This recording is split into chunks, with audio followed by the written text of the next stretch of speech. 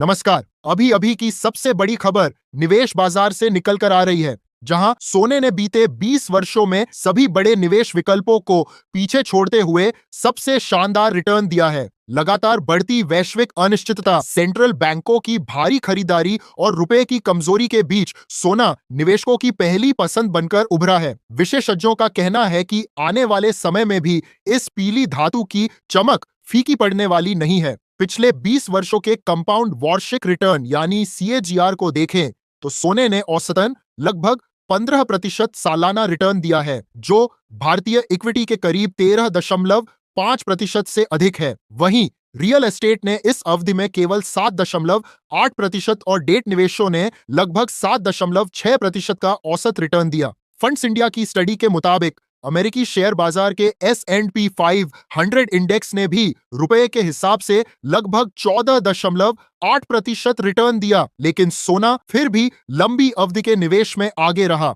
विशेषज्ञ जी चौकलिंगम बताते हैं कि दुनिया भर के सेंट्रल बैंकों द्वारा भारी मात्रा में सोने की खरीदारी ने इसकी कीमतों में लगातार मजबूती बनाए रखी है। इसके साथ ही भू राजनीतिक तनाव, वैश्विक नीतियों में बदलाव, रुपए का कमजोर होना और शेयर बाजार में ऊंचे स्तर, ये सभी कारक आम निवेशकों को सुरक्षित विकल्प के रूप में सोने की ओर आकर्षित करते रहे हैं। अगर छोटी अवधि की बात करें तो पिछले 5 वर्षों में सोने ने कमाल कर दिखाया है। इस दौरान सोने का कंपाउंड रिटर्न लगभग 23.2% रहा, जो भारतीय इक्विटी के करीब 16.5% और अमेरिकी इक्विटी के लगभग 19.6% से कहीं बेहतर है। रिपोर्ट के अनुसार अगले कुछ वर्षों में भी सोने की कीमतों में बढ़ोतरी की संभावना बनी हुई है, जिसका सबसे बड़ा कारण वैश्विक तनाव और सुरक्षित निवेश की बढ़ती मांग है। माइनिंग से जुड़ी चुनौतियों और कम होती आपूर्ति के कारण भी सोने की कीमतों पर ऊपर जाने का दबाव बना रह सकता है। यूके की गोल्ड बुलियन कंपनी के निदेशक रिक कांडा का अनुमान है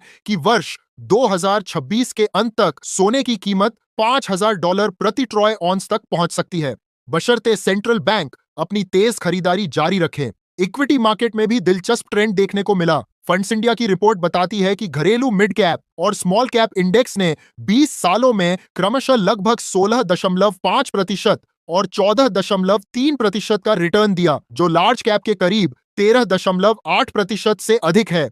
चौकलिंगम कहते हैं कि बीते दशक में रिटेल निवेशकों की संख्या में भारी बढ़ोतरी हुई है। लगभग 10 वर्ष पहले जहां निवेशकों की संख्या लगभग 6 करोड़ 66 लाख थी, वहीं आज यह बढ़कर 20 करोड़ से ज्यादा हो चुकी है। तेज मुनाफे की चाहत में अधिकतर निवेशक मिड कैप और स्मॉल कैप शेयरों की ओर बढ़े हैं और देश की तेज आर्थिक विकास दर ने भी इन दोनों सेगमेंट की कंपनियों को शानदार प्रदर्शन करने में मदद की है। कुल मिलाकर आंकड़े साफ बताते हैं कि लंबी और छोटी दोनों अवधि में सोना एक मजबूत और स्थिर निवेश साबित हुआ है और मौजूदा वैश्विक परिस्थितियों को देखते हुए इसकी चमक आगे भी बरकरार रह सकती है।